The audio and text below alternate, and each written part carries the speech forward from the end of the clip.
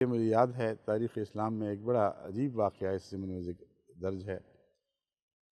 کہ ایک صحابہ کے گروہ کو جب دشمن نے گھیر لیا اور بعض کو لڑتے لڑتے وہیں اکثر کو شہید کر دیا گیا، بعض کو قید کیا گیا۔ ایک صحابی کو جب قید کے بعد قتل کرنے پر تیار ہوئے تو ایک شخص نے اس وقت اس سے پوچھا، اب بتاؤ، اب تم کیا یہ بات پسند نہیں کرو گے کہ تمہاری جان کی خاطر، تمہاری جان بچانے کے بدلے تمہاری جگہ تمہارا رسول محمد رسول اللہ ہوتا اور وہ تمہاری جگہ فدیہ ہو جاتا؟ اس نے پلٹ کر اس شان کے ساتھ، اس جلال کے ساتھ جواب دیا کہ تم کیا باتیں کرتے ہو؟ خدا کی قسم میں تو یہ بھی برداشت نہیں کر سکتا کہ میری جان کے بدلے میرے پیارے آقا کو مدینے کی گلیوں میں پھرتے ہوئے کانٹا بھی چبھ جائے۔ یہ تھے وہ شاک رسول جن سے دشمن یہ سلوک کیا کرتا تھا۔ بس جو چاہیں کریں لیکن حوالے تو درست کریں۔ دنیا کے سامنے اسلام کو کیوں بگاڑ کے پیش کرتے ہیں؟ اپنے نفس کے بغض اور کینے نکالنے ہیں اور اپنی دشمنی کے لیے قتل کے بہانے ڈھونڈنے ہیں تو میرے آقا و مولا کی تاریخ سے تو آپ کو یہ بہانے نہیں ملیں گے،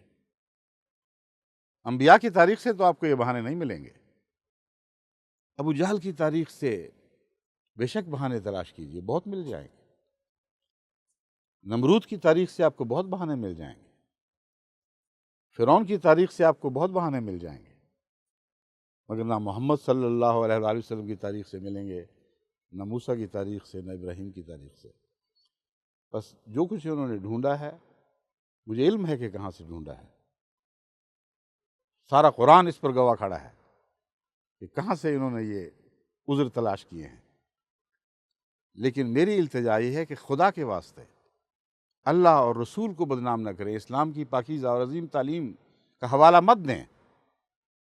حوالے ان کے دیں جن کے یہ کردار تھے، جن کا یہ اسلوب تھا، جو اس اسلوب کے ساتھ ہمیشہ رہے اور پھر اسی اسلوب کے ساتھ خدا کی تقدیر سے مٹا دیے گئے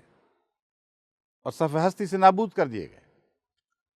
بس تم کیوں اپنے مٹنے اور اپنی نابودی کے سامان کرتے ہو؟ اللہ سے ڈرو، اسلام کی پاک تاریخ کو نہ بگاڑو، کیونکہ تقوی شعاری سے کام لیتے ہوئے تمہارا فرض ہے اسلام کی طرف منسوب ہوتے ہو،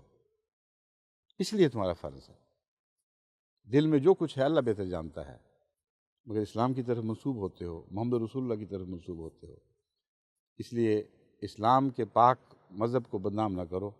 محمد رسول اللہ کی پاک سیرت کو بدنام نہ کرو، اور دل کے بغض اپنی طرف منسوب کرو یا اپنے جیسوں پہلوں کی طرف منسوب کرو، مگر خدا کے پاک بندوں کی طرف منسوب کرنے کا تمہیں کوئی حق نہیں ہے۔